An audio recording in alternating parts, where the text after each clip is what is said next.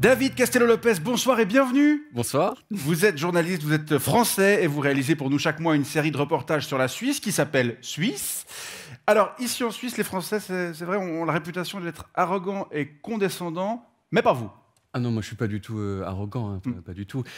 Vous savez, Vincent, je pense que d'un côté il y a la France et de l'autre côté il y a tout un tas de petits pays qu'on pourrait qualifier de petite France de merde, vous voyez. Je pense à la Belgique, par exemple, le Québec, le Luxembourg. Eh bien, je vais vous faire un compliment ce soir, Vincent. Je trouve que la Suisse, c'est vraiment la meilleure des petites France de merde. Vous voyez, donc je suis pas arrogant, quoi. D'accord, bah, merci. Et donc, on peut le dire, vous aimez les Suisses.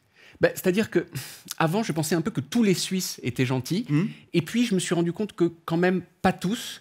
Et si je me suis rendu compte de ça, c'est parce que, comme tous les gens qui sont un petit peu égocentriques, hein, vous connaissez ça mieux que moi. Hein. Oui, bien sûr. Hein. Oui, voilà. Eh bien, j'ai regardé les commentaires qu'il y avait au-dessous, des vidéos que je fais pour vous, et il y en a qui étaient vraiment pas très gentils, hein, comme par exemple celui-ci, voilà. Oui, bon, celui-là, ça va encore. C'est pas très très méchant. Enfin.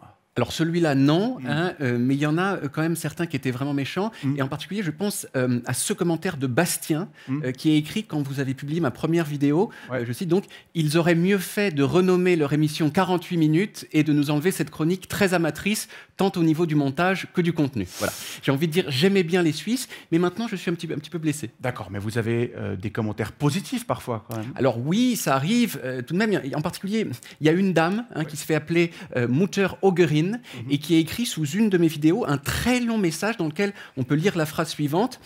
Ich finde, dass man den Rasen mähen sollte, bevor Milch gibt. Ce qui veut dire, je pense que l'on doit tondre la pelouse avant de donner du lait. C'est quoi le rapport avec votre chronique ? Ah, je pense qu'il n'y en a pas, mais au moins c'est pas méchant, et donc ça fait plaisir. Alors vous avez passé quand même pas mal de temps chez nous depuis cet été. Est-ce qu'il y a des choses qui vous ont marqué ? Tout à fait. Je pense que ce que j'ai préféré, c'est le rayon charcuterie de la Migros. Hein. Ah bon ? On le voit sur ces images. Il fait généralement 16 km de long. Et je dois dire que tout ce gras bien agencé, bien rangé, ça m'a apaisé. Voyez. C'est tout ? Ah non, il y a d'autres choses qui sont très très bien rangées en Suisse. Les chalets à Zermatt, par exemple, hein, on les voit là, tous bien alignés. Et les arbres, hein, les rues toutes lisses à Berne.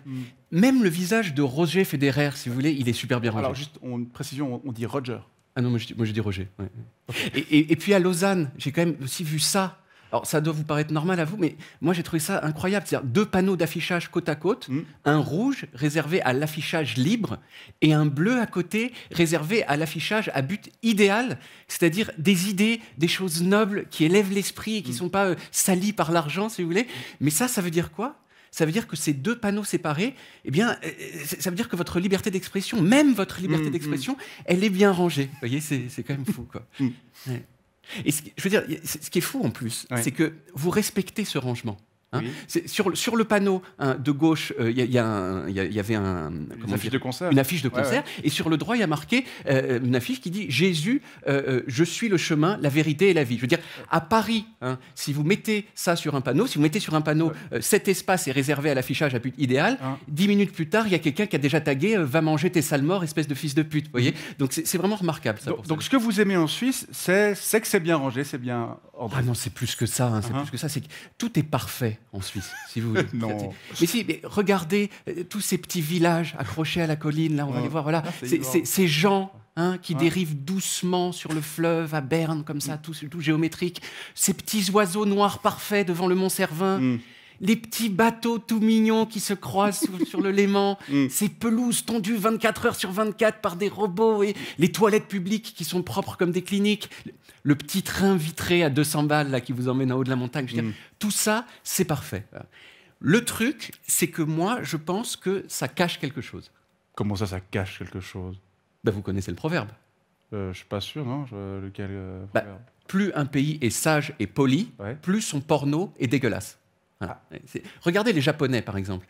Ils sont fiables, ils travaillent tout le temps, ils sont respectueux de tout. Mais du coup, dans leurs films porno, vous voyez, il y a des poulpes à 5 bits qui font l'amour avec des femmes robots habillées en lycéennes. Hein. Donc, vous voyez, je pense que ça va avec. Et je pense qu'en Suisse, c'est pareil. Ce goût de la propreté en public, ça ne peut que cacher une passion de la saleté en privé. Ouais. Alors, j'ai pas encore regardé le porno suisse, j'ai même pas encore eu la chance de faire l'amour avec quelqu'un de suisse, mais je pense que ça doit être n'importe quoi. À propos de sexe, vous avez notamment réalisé une vidéo sur Darius Rochebain, mais c'était avant qu'il ne soit frappé par des accusations de harcèlement. Est-ce que aujourd'hui, vous regrettez cette chronique? Non, parce que je pense qu'il n'y a pas grand-chose de faux dedans. Enfin, peut-être si, il y a un endroit où je me suis trompé, je pense que c'est dans la petite chanson que j'ai faite sur Darius, peut-être qu'on peut l'écouter. Oui, peut-être, ouais.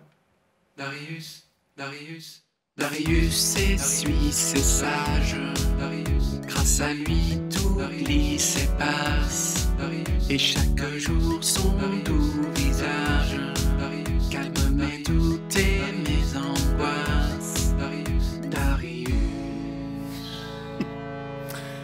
Ouais. Voilà. Alors, je dis dans cette chanson quand même, Darius est suisse et sage. Or, on sait aujourd'hui qu'il y a un seul de ces deux adjectifs qui s'applique à Darius Rochebain. Et puis, j'ai dit aussi, avec lui, tout glisse et passe. Ouais. Peut-être que j'aurais pu choisir d'autres mots. Dernière chose, vous avez acheté une montre suisse très chère lors d'un épisode. D'ailleurs, vous l'avez. Je l'ai vous posez cette question, est-ce que ça rend plus heureux de posséder une montre, enfin d'acheter une de ces montres? Est-ce que c'est le cas? Comment vous vous sentez aujourd'hui? Mieux?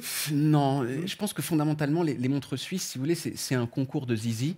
Et rétrospectivement, ce que je me dis, c'est que j'aurais mieux fait de faire un concours de zizi directement. Vous voyez, c'est-à-dire que ça m'aurait quand même coûté beaucoup moins cher. David, merci beaucoup d'être passé nous voir ce soir. On vous retrouve au mois de janvier avec un nouvel épisode. Est-ce que vous savez déjà sur quoi ce sera? Alors, je ne sais pas encore, mais je crois que j'ai un peu envie de parler du chocolat. Ah, okay. Parce que j'ai remarqué que les Suisses, ils sont super fiers d'être compétents en matière de chocolat. J'ai l'impression que dans leur esprit, même, ça compense un peu le fait qu'ils n'ont pas la bombe atomique. Et c'est vrai que le chocolat, c'est délicieux, alors que la bombe atomique, non.